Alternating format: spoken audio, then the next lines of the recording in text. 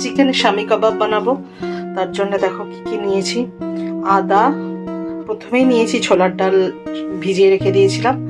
তারপরে chicken breast piece আমি নিয়েছি এখানে, আর কিছুটা লেগ পিসের থেকে নিয়েছি, কারণ থাইয়ের মাংসটা ভীষণ নরম হয়। ব্রেস্ট পিস আর লেগ পিস মিলিয়ে নিয়েছি এখানে সলিড টুকরো। তার সাথে নিয়েছি আদা কুচি, রসুন কুচি, আলু, পেঁয়াজ। এই কটা এর মধ্যে দেব। আচ্ছা, এর মধ্যে দেবো হচ্ছে কি চিলি ফ্লেক্স, শাহজিরা, গোলমরিচ, গরম মশলার 3টে আছে, দারচিনি, এলাচ, লবঙ্গ, বড় এলাচ আছে, হচ্ছে কি জায়ফল, জয়িত্রী। এইগুলো সব এর মধ্যে দিয়ে এখন আমি এটা গরম জলে ফোটাবো। পুরো জল শুকিয়ে গেলে তারপরে এটাকে আমি মিক্সড করব। ঠিক আছে, পরপর দেখতে থাকো স্টেপ বাই স্টেপ। মশলাগুলো ঢেলে দিয়েছি, এর মধ্যে জল অ্যাড করে দেবো। এই জল দিয়ে এখন পুরো এটা সিদ্ধ হবে, জল পুরো শুকিয়ে যাবে, তারপরে এটাকে আমি নামাবো। তারপরে চিকেনগুলোকে আলাদা করে একটুখানি ছিঁড়ে নেবো, আর বাদ বাকিটা ব্লাইন্ড করে নেবো বা শিলপাটাতেও বাটতে পারি। আমি পরিমাণ মতো দিয়ে দিলাম নুন, এই নুনটা দিয়ে দিলাম। এরপরে আর তাহলে বেশি নুন দিতে হবে না। এবার আমি বসিয়ে দিলাম সিদ্ধ হওয়ার জন্য। খুব ইজি, খুব ইজি। আচ্ছা, এর মধ্যে আমি একটু হলুদ দিয়েছি, আর একটু ধনে গুঁড়ো আর একটু জিরে গুঁড়ো দিয়েছি এই জলটার মধ্যে। ঠিক আছে, সেটা আমি দেখালাম না, এটা আমি পরিমাণ মতো দিয়েছি।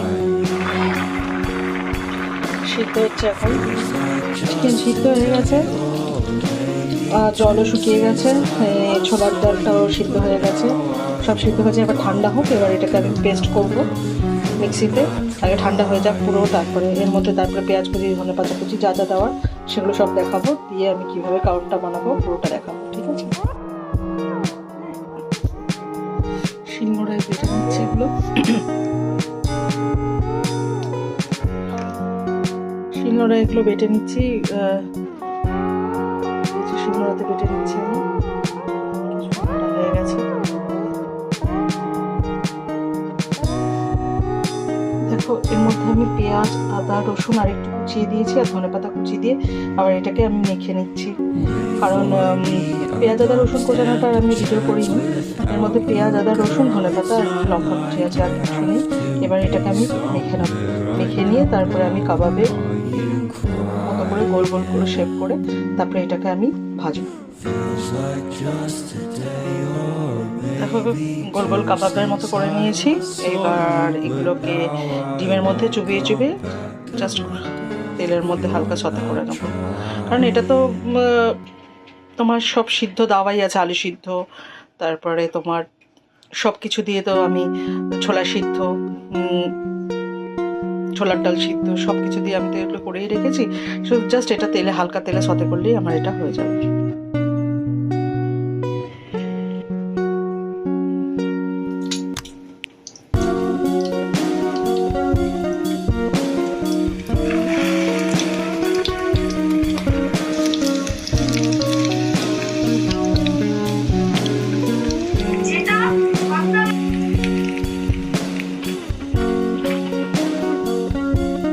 চিকেন শামি কাবাব রেডি।